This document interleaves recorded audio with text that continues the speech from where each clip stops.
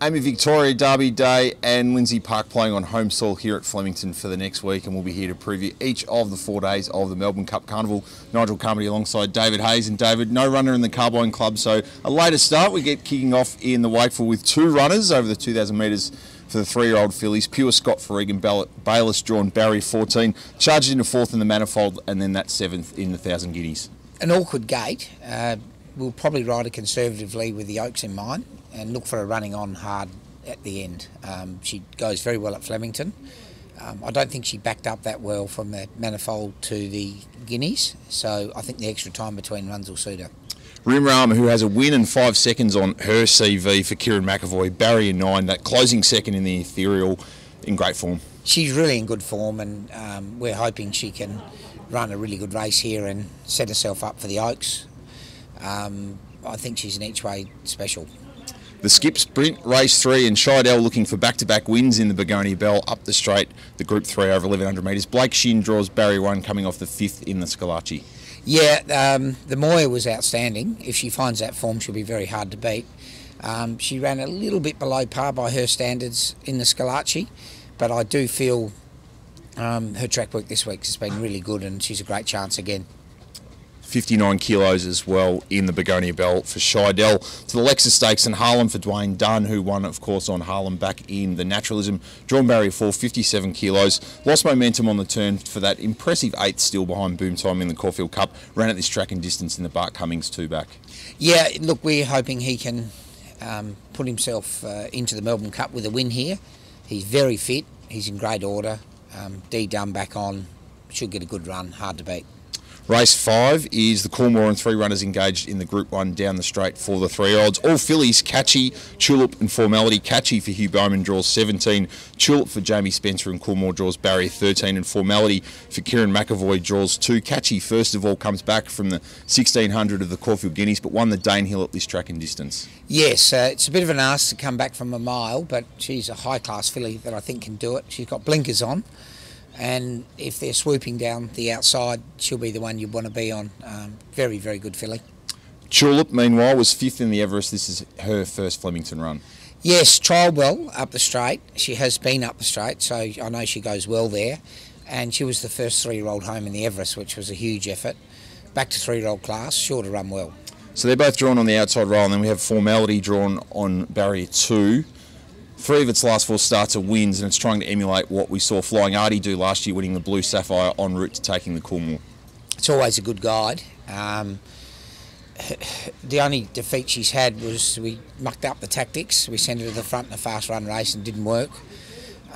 So she's really got a great record at this distance. She's trialled well down the straight, so she's been experienced, sure to run well, never runs a bad race. All 3 are fairly hard to split? They are. But I'd probably lean to Catchy, I'd say. I know she's coming back from a mile, but she's just had the edge on them all her life. But they're 3 very good fillies. We head then to race 7, the Amy Victoria Derby, and a 2-pronged attack here with Ishtarak starting things off for Kieran McAvoy. Barrier 5 ran 5th in the Caulfield Classic prior to a 6th in the UCI. Yeah, the UCI was an ordinary run. The Classic was good. He came from last and finished over the top of the favourite. It was a leader-dominated race, impossible to come from the back. Great run, got a good barrier. Will run a lot better than his odds suggest. Very happy with him. Justice Faith draws Barrier 16 for Craig Williams, was 6th in the Geelong Classic, but only beaten 3.5 lengths and was running on from the back. Yeah, he was, and he got held up badly. Corey really felt he should have ran 2nd.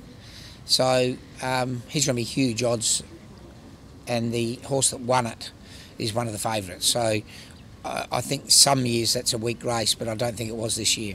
And reasonable confidence levels about both those horses getting the 2,500?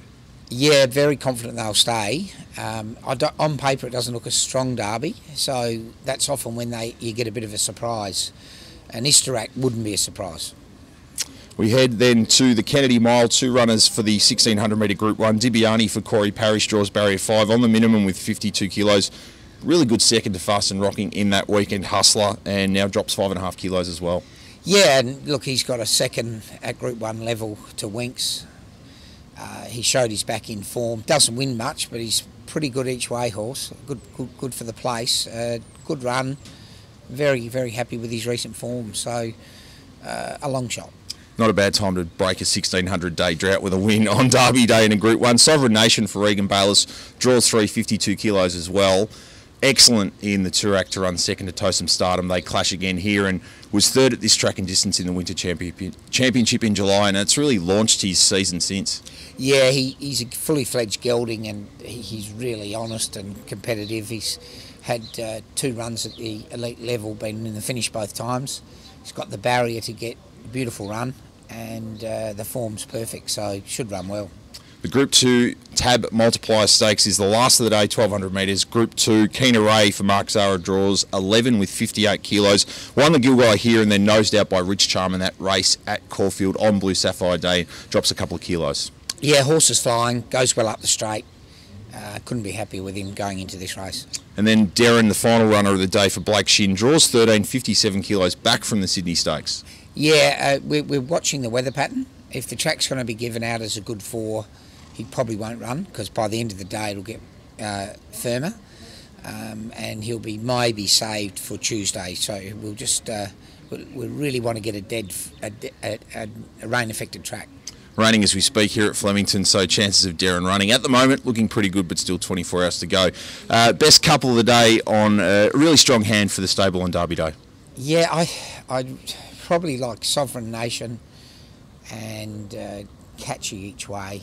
And probably the best chance is Harlem to blast into the Melbourne Cup, hopefully. Well, fingers crossed Harlem can join Ventura Storm and Boom Time in Tuesday's Emirates Melbourne Cup. We'll be back to preview that and all the major meetings of Melbourne Cup Week here on Lindsay Park's online and social channels.